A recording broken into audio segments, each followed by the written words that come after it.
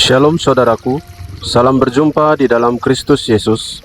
Semoga saudaraku dimanapun berada, dalam keadaan baik dan sehat, masih di dalam lindungan Tuhan hingga saat ini.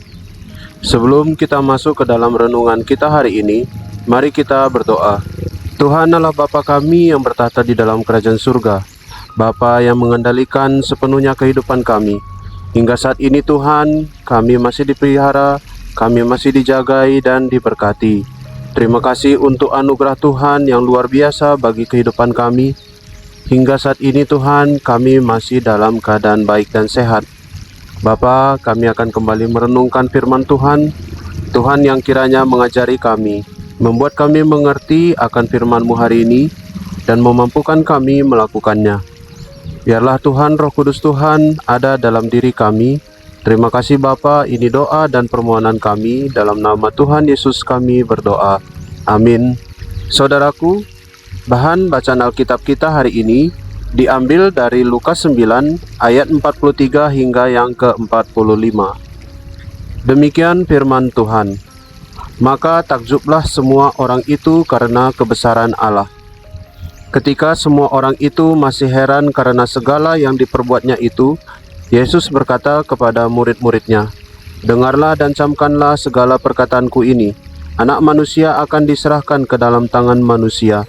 Mereka tidak mengerti perkataan itu, sebab artinya tersembunyi bagi mereka, sehingga mereka tidak dapat memahaminya, dan mereka tidak berani menanyakan arti perkataan itu kepadanya."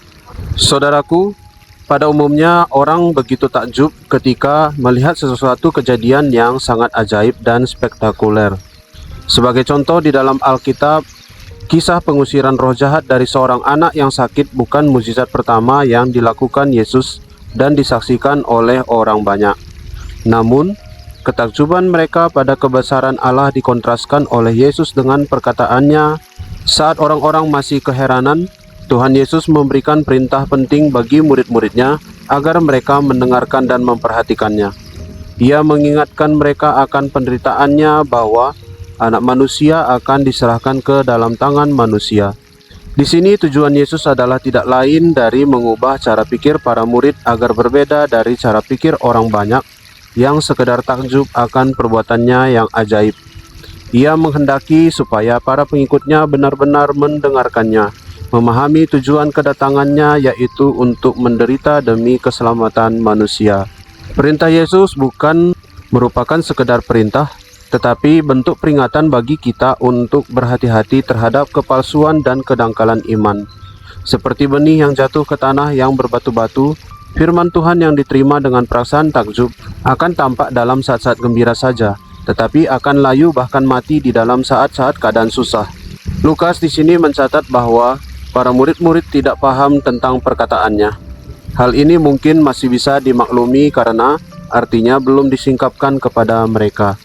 Mengingat bahwa peristiwa penyaliban Yesus belum terjadi pada saat itu, namun yang disayangkan adalah mereka tidak berani menanyakan arti perkataan Yesus. Di sini kita diajar untuk tidak sekedar menjadi pengikut Yesus yang hanya takjub pada firman-Nya, tetapi juga kita bisa mengerti dan lebih melakukannya dalam kehidupan kita.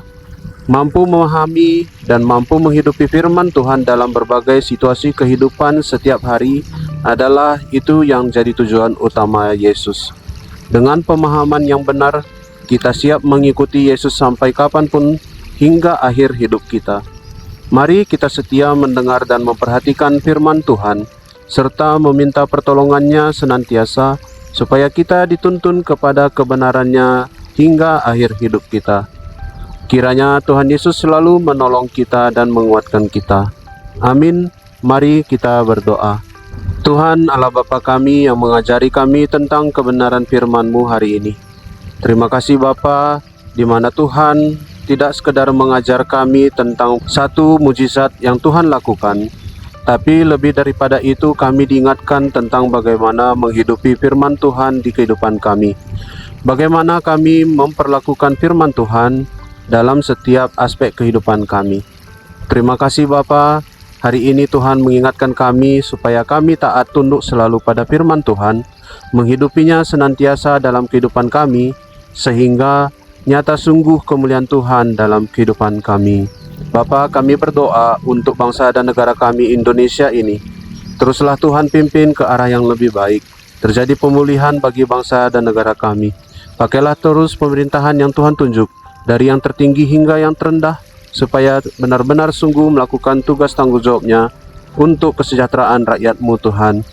Biarlah terjadi perubahan kesejahteraan ke arah yang lebih baik ya Bapa. Juga kami berdoa Tuhan untuk keluarga kami. Tuhan yang pimpin dan sertai keluarga kami. Lindungi dan jauhkan daripada mara bahaya ya Bapa, supaya kami di dalam beraktivitas beserta keluarga kami sungguh boleh tenang dan damai.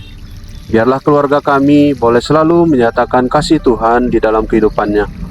Juga kami berdoa Tuhan untuk gereja-gereja Tuhan. Biarlah terus Tuhan berkati. Pakai gereja Tuhan menjadi saluran berkat bagi banyak orang. Nyatakan Tuhan kemuliaan Tuhan melalui gereja Tuhan, supaya Bapa, banyak orang mengenal Tuhan Yesus dan percaya kepada Tuhan yang benar. Bapa, kami juga berdoa Tuhan untuk gereja-gereja Tuhan yang masih dalam proses pengurusan perizinan. Biarlah Tuhan bukakan jalannya. Pakai orang-orang di dalam pemerintahan yang mengurusnya Tuhan, supaya mau mengurus perizinan gereja-gereja Tuhan. Dan saatnya nanti boleh berdiri gereja Tuhan, dan kami boleh beribadah dengan tenang dan aman. Terima kasih Bapa, kami juga berdoa untuk pekerjaan dan usaha kami. Terus kami serahkan ke dalam tangan Tuhan. Pekerjaan dan usaha kami biarlah Tuhan senantiasa berkati. Biarlah melalui berkat rezeki di dalam usaha pekerjaan kami, boleh kami pakai untuk mencukupi kebutuhan kami. Ajar kami bijak menggunakan berkat Tuhan, supaya setiap berkat Tuhan hanya untuk kemuliaan nama Tuhan saja. Terima kasih Bapa. Sepanjang hari ini kehidupan kami serahkan ke dalam tangan Tuhan. Biarlah Tuhan yang pimpin dan sertai kami. Arahkan kami kemana ingin Tuhan kehendaki kami, supaya hidup kami terus di dalam jalan Tuhan. Terima kasih Bapa, ampuni dosa pelanggaran kami, supaya kami layak datang ke hadapan-Mu Bapa. Ini doa kami. Dalam nama Tuhan Yesus kami berdoa. Bapa kami yang di surga, dikuduskanlah nama-Mu. Datanglah kerajaan-Mu. Jadilah kehendak-Mu di bumi seperti di surga. Berikanlah kami pada hari ini makanan kami yang secukupnya. Dan ampunilah kami akan kesalahan kami, seperti kami juga mengampuni orang yang bersalah kepada kami. Dan janganlah membawa kami ke dalam pencobaan, tetapi lepaskanlah kami daripada yang jahat. Karena Engkaulah yang empunya kerajaan, dan kuasa, dan kemuliaan, sampai selama-lamanya. Amin. Terima kasih saudaraku sudah mendengarkan renungan hari ini. Kiranya Tuhan Yesus selalu beserta dengan kita. Sampai jumpa pada renungan berikutnya. Shalom, Tuhan Yesus memberkati kita semua.